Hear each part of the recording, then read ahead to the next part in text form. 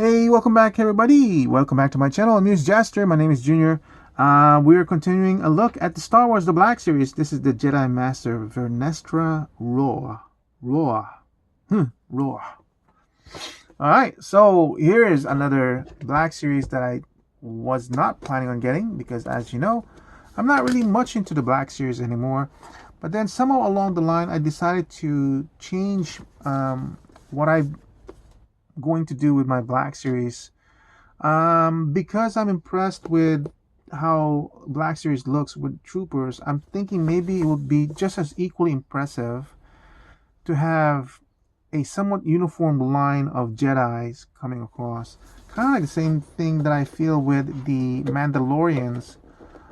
Even though they're individually designed, they have a uniformity that kind of looks nice. Let me take it out really quick. So here she is out of packaging, Jedi Master Vernestra Rwoh. Only comes with her lightsaber, which is purple. There's got to be some sort of Jedi lore as to why certain Jedis have a purple lightsaber. I don't know what it is, but there's got to be something.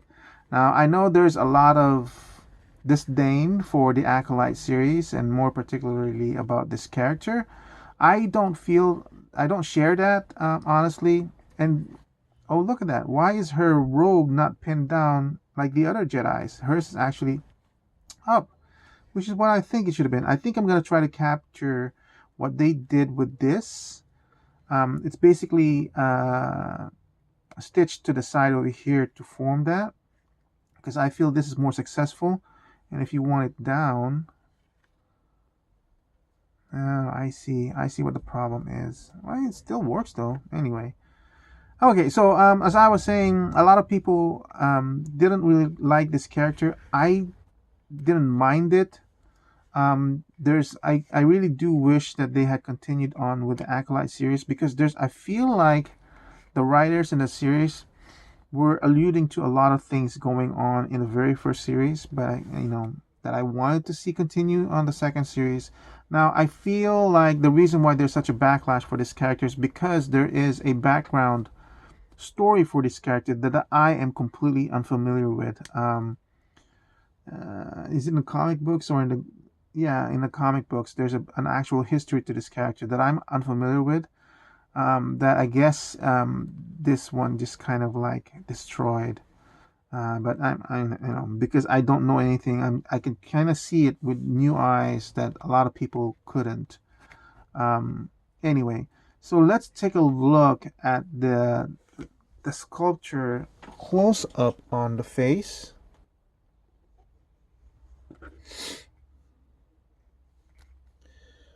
So here's a close up of the face.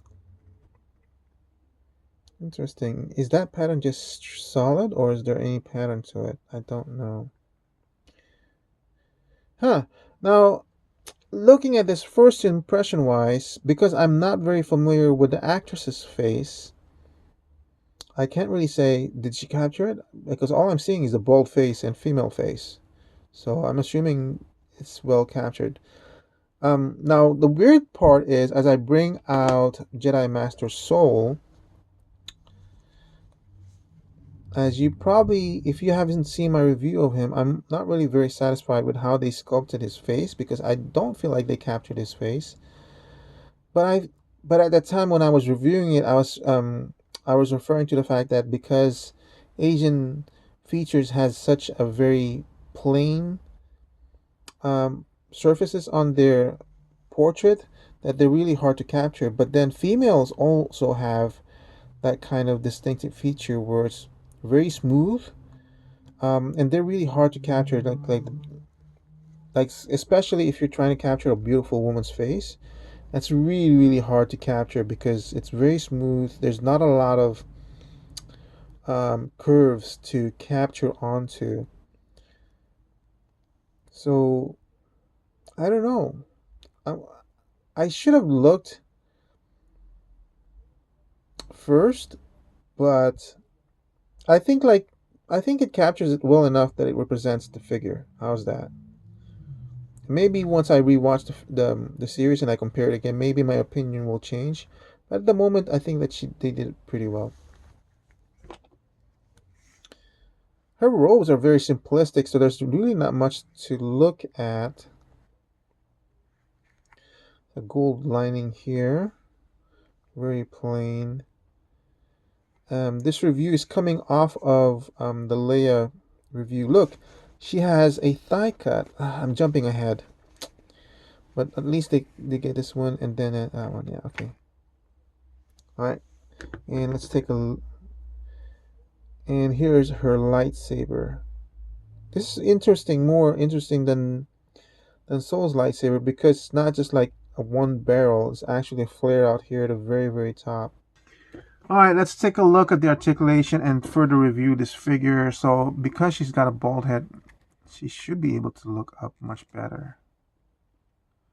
Just a little bit. Nothing down. That's more of a straight down look than anything. She can do the waggle of the head, and because they have the ball joint, I'm really glad that they added the ball joint at the bottom of the neck. Really adds a little bit more to the range of the movement. The shoulder's not going to have a problem because of the way that the chest is sculpted. You know, I keep forgetting to do this one on my other figures. Oh, look at that. She's got a butterfly joint. T-pose, perfect. Just 90 degrees. And the elbow, wow, more than 90 degrees. Look at that. It's almost like 115 degree. That's well done.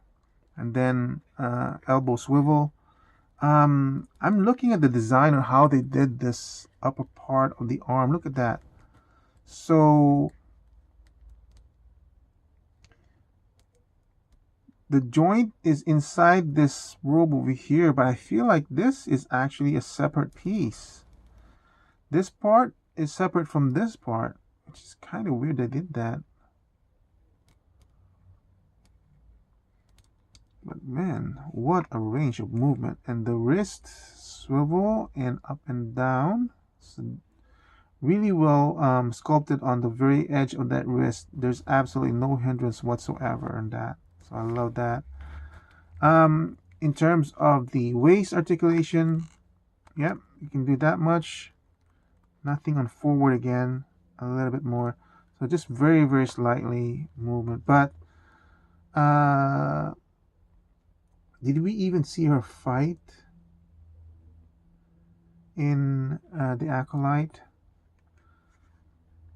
Now this is a spoiler part, so if you haven't seen Acolyte or anything, so tune out this part. I heard she was the master of the main villain, right? Which is another thing I wanted to know more about, but it got canceled, you know. All right, for articulation on the hip joint, goes off a little bit better to the side, goes forward more than 90 degrees, but that's all going to be hampered by this robe. As you can see, that looks really ugly. There's no way you can display it like that. That's going to be the downfall of having a rubberized robe. Surprisingly, she has a thigh cut, which is, I just found out, is missing from the other guys. No, this guy has it, but Jackie doesn't have it. Why doesn't Jackie have it?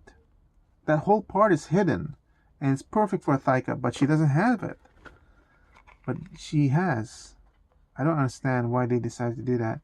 It's kind of interesting to look at the underpart sculpture of this one. This is completely hidden by the robe, and yet they sculpted this part in to show that there's an actual difference in texture in this part, which is much more interesting to me.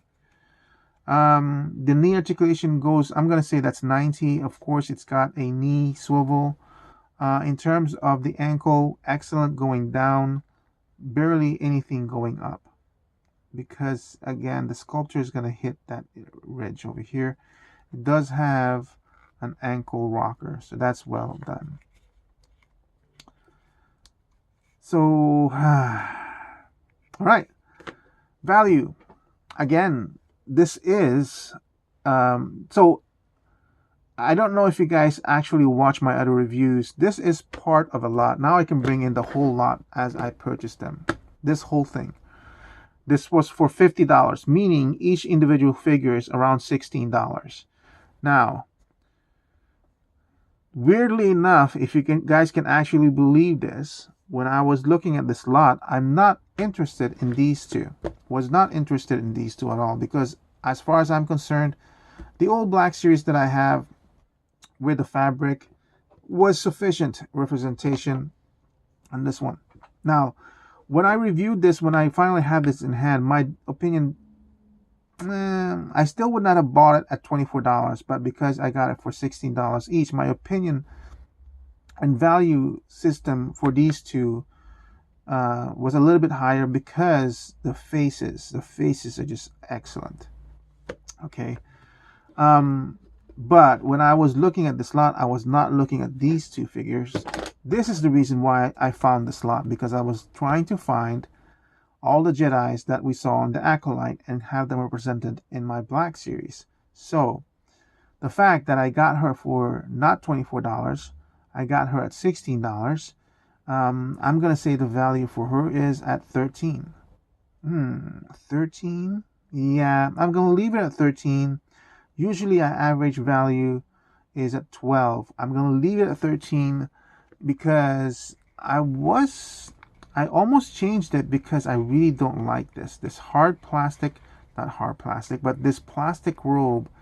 Even though it's pliable, the fact that it's there is really, even though it's got all this articulation here on the legs, there's really no way to display this with the legs, with the fully articulated legs. You could almost say that they could have just casted this as one piece and the articulation here in the ankle, and would not change anything for this piece at all. Because what are you going to do? How can you display her with a like that when you have this look, ugly look at all? You know what I mean? This is really affecting it, because I love the look of it like this, and yet at the same time I'm like, man, look at all this wasted articulation underneath this plastic robe. What's the solution? I don't know, because I can't deny the fact that this really looks good like this standing. But at the same time, I don't want Black Series where I can't use any of the articulation on the bottom of the leg. Most specifically, because all this nice articulation over here is just useless. Somebody out there is going to have to post this properly and show me that, dude, you could do so much more. It's just your lack of imagination. I'm admitting that it's my lack of imagination, maybe tampering. But even this kind of a kick, like if you want to pose her fighting, which we never see in the show anyway. Look, even if you want to pose her with this kind of fighting, it looks off, because fabric is not supposed to do like that. It's supposed to flow down when you have this kind of pose. Anyway, it's still not going to affect my value system. I think because the price, I got it for such a good price, and I was looking for this one specifically.